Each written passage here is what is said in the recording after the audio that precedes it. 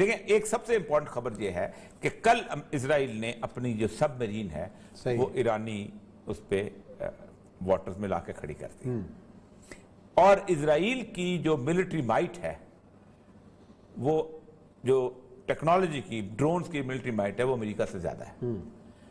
اسرائیل کا جو air defence system ہے اس کے بارے میں پرپوز کیا جاتا ہے کہ امریکہ should have air defence like this, اور وہ باقاعدہ، اور اس ایئر ڈیفنس کو آپ یاد ہوگا حزب اللہ نے توڑا تھا لو لائن کر کے نا انہوں نے، اور وہ اس وقت چیختے ہوئے نکل گئے تھے کہ یہ ہو کیا گیا ہے ہمارے، وہ بہت بڑی کامیابی تھی حزب اللہ کی اس زمانے میں جب لیبنان سے، پھر انہوں نے ریٹیلیشن میں بیروت بالکل تباہ کر کے بالکل صحیح۔ لیکن حزب اللہ جو تھی وہ سائڈوں پہ بیٹھی ہوئی تھی، حزب اللہ مین سینٹرز میں نہیں تھی، بالکل صحیح۔ حزب اللہ اپنی ریفیوج میں تھی۔ ایران کے اندر وہ اگر کرتا ہے، آپ دیکھیں نا دو جو انہوں نے اوپر طرح کے واقعات ایران کے ساتھ کیے ہیں وہ بالکل ایسے کیے ہیں، اور اب جو اصل جگہ ہے وہ ہے اس کے انہی 10-15 دن کے، تو 15 میں کیا 12 دن لگا لیں، تو 12-13 دن جو ہیں، ان 13 دنوں کے اندر اس خطے کے اندر کچھ بھی ہو سکتا۔ دیکھیں آپ اندازہ کریں، اختیار جو ہے یہ پریزیڈنٹ 25-30 سال میں اختیار استعمال کرتا ہے ویٹو کا، عموماً یہ سموتھ بزنس ہوتا ہے، صحیح ہے، لیکن اگر اس نے اس موقع پہ، وہ کہتے ہیں ٹھڈا مار کے تو میراث گرا کے جاؤ، وہ اس کو ویٹو کر جاتا ہے، اور اس پورے کے پورے دیکھیں ظاہر بات ہے جب دوبارہ بجٹ پیش ہوگا تو ڈسکشن ہوگی نا، صحیح ہے، کس کو دے رہے ہو، کیسے دے رہے ہو، کیوں دے رہے ہو، تو جلدی میں کرا دیے، تو اس کا مطلب یہ ہے کہ وہ کوئی ایک جنگ بھی چھیڑ سکتا ہے اس خطے کے اندر۔ میں وہ کچھ ریپبلکن سینٹرز کہتے ہیں، اس کا ایک نام ہے جم ان ہوف، یہ کہتا یہ ہے کہ جو 5 جنوری کو الیکشن ہونے والے ہیں، رن آف الیکشن ہونے والے ہیں سینٹ کے، ہماری 2 ریپبلکن کی سیٹیں جو ہیں وہ غائب ہو جائیں گی کیونکہ بہت سارے کالے ہمیں ووٹ نہیں دیں گے، اور وہ مسئلہ ہو جائے گا۔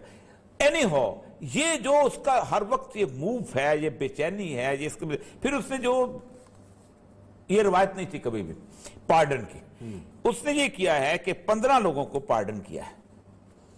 پارڈن ہوتا تھا عام روٹین کے لوگ، مطلب کو بیچارہ کسی کو کوئی اس کی چھوٹے موٹے جرم جسٹیفیکیشن دی جاتی تھی کہ مطلب کینسر کا مریض ہے، مینٹل پیشنٹ ہے، اس کی بچے مر چکے ہوئے ہیں، یا بچے اس کو اکیلی اس کی بیٹی کہیں بیٹا رہ رہا ہے، پلیٹلیٹس کم ہو گئے ہیں، یہ بھی ہو سکتا ہے پلیٹلیٹ۔ لیکن اس نے یہ کیا ہے کہ اس نے اصل میں یہ ہے کہ ایک آپ کو یاد ہوگا کہ دنیا پوری میں یہ انتہائی شاکنگ تھا کہ عراقی جو ہیں ایک بازار میں کھڑے گپ لگا رہے ہیں، آپ نے بھی دیکھا ہوگا سین، اور اچانک ایک بلیک واٹر کا جہاز آتا ہے، اور پھر جہاز جو ہے ان کو سرکل کرتا ہے، نشانی لیتا ہے، اور پھر وہ ہنستا کھیلتے جو 12-13 لوگ ہیں ان کو ایک ایک کر کے بندوق سے مارتا ہے، اور فائر سے مارتا ہے، اور وہ مر جاتے ہیں، اور یہ پوری دنیا میں نشر ہوتا ہے، اور ان کو انہوں نے باقاعدہ سزا دی تھی، اگرچہ کہ وہاں پھانسی کی سزا نہیں ہوتی، کیونکہ کرتے پتہ کیا ہیں کہ ایسی سٹیٹ میں مقدمہ چلاتے ہیں جہاں پھانسی نہ ہو۔ مثلا ایمل کانسی کا سٹیٹ مقدمہ انہوں نے ورجینیا میں چلایا تھا کیونکہ وہاں پھانسی کی سزا ہوتی تھی، اور ان کو چاہتے تھے کہ ورجینیا میں سزا، حالانکہ وہ واشنگٹن ڈی سی میں بھی چلا سکتے تھے، ہاں کہا کہ وہ تیسرا جو ہے کیا نام ہے ورجینیا کے اس طرف جو ہے میریلین میں اس میں چلا سکتے تھے، لیکن نہیں، انہوں نے وہاں چلایا تاکہ اس کو پھانسی، یہاں ان کو پھانسی۔ اس کے باوجود بھی اس نے ان کے بلیک واٹر جو ہے the infamous black water killed Iraqi citizens in Nisor Square، ٹھیک، اب یہ اس کے جو 4 بندے جو ہیں انہوں نے ان کو نکال کے، باقی تو خیر سزا ہوئی کوئی نہیں نا۔ آپ سوچ سکتے ہیں کہ ابو غریب وہ جیل ہے جس میں ابو بکر البغدادی رہا ہے، اور ابو بکر البغدادی جو اپنی کہانیاں سنایا کرتا تھا ان کو، جس سے وہ ساری داعش اٹھی ہے کہ کیسے لوگوں کو پکڑ کے تو کتے رکھتے۔ اس سے پہلے مصعب زرقاوی جو تھا، مصعب زرقاوی تو جیل میں رہا تھا میرے خیال، بہت عرصہ پہلے، تو اسی کی آف شوٹ ہے نا ساری، وہ باقاعدہ کتے رکھے ہوتے تھے، اور جیل میں ان کو کتے جو تھے ان کو تصویریں بھی پوری دنیا کے اندر آئی تھی، اور اس کا اس نے ریزن بڑا زبردست دیا، اس نے وہ کہا ہے کہ امریکہ فرسٹ، ٹروٹ امریکہ فرسٹ۔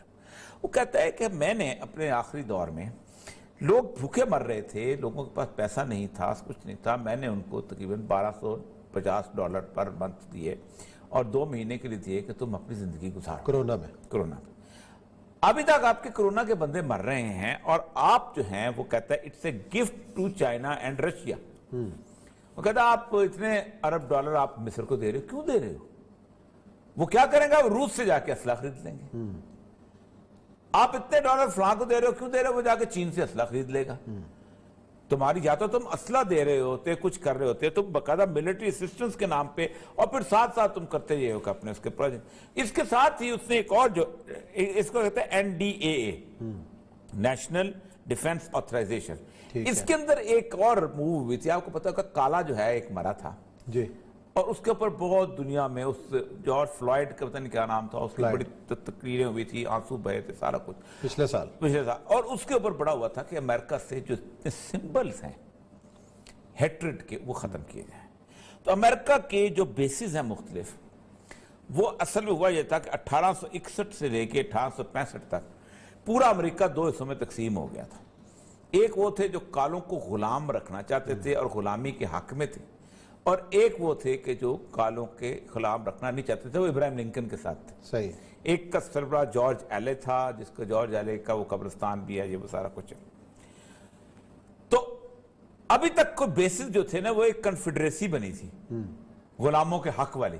وہ بیسز ان کے نام پہ تھے جو غلامی کے حق میں تھے، جو کہتے کالوں کی ایسی کی تیسی ہے. انہوں نے کہا کہ یہ بیسز ختم کر دو، یہ ہماری نفرت کی سمبل ہے، ہماری پاس ہسٹری بہت بری ہے. ٹرمپ نے کہا تمہاری ایسی کی تیسی، یہ کون سی بات ہے؟ انہوں نے امریکن سوائل کو ڈیفینڈ کیا. اور یہ کیا، یعنی وہ ٹوٹل گورے کے حق میں، اور یہ وہ چیزیں جو امریکہ میں اپیل کرتی ہیں، کہ وہ سمجھتے یہ ہیں کہ ایک کالا مرتا ہے اور پورے امریکیوں کو، گوروں کو گالیاں دے دوں کے چلے جاتے ہیں فنڈامنٹل ہیومن رائٹس کے نام پہ، اور ہم آرام سے سنتے رہتے ہیں، ہم کیوں نہ کھڑے ہیں، اور سارے بدماش ٹائپ لوگ ہیں. تو ایک اس نے یہ دوسرا اہم ترین کام کیا. اب 740 ملین سے کہا ہے کہ it's a gift for China. کہتا آپ مختلف جگہوں پہ یہ بند کرو، اور اس سے پھر باقاعدہ فکرے بولے. پتہ نہیں اب ہم نے ٹیکسن سے ہیوسٹن کی صاحب کو لینا تھا، اگر وہ آ جاتے تو زیادہ بہتر ہے. وہ کہتا یہ ہے کہ میں نے آپ کے دماغ سے ہم نے جنگیں اتاری.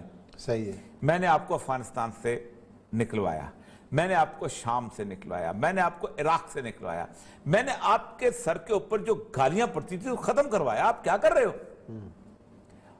لیکن وہ اصل میں مسئلہ یہ ہے کہ اس جو بائیڈن کی جو پوری پالیٹکس ہے، اس کے پیچھے جو لابی ہے، وہ لابی ہے آرمز مینوفیکچررز کی.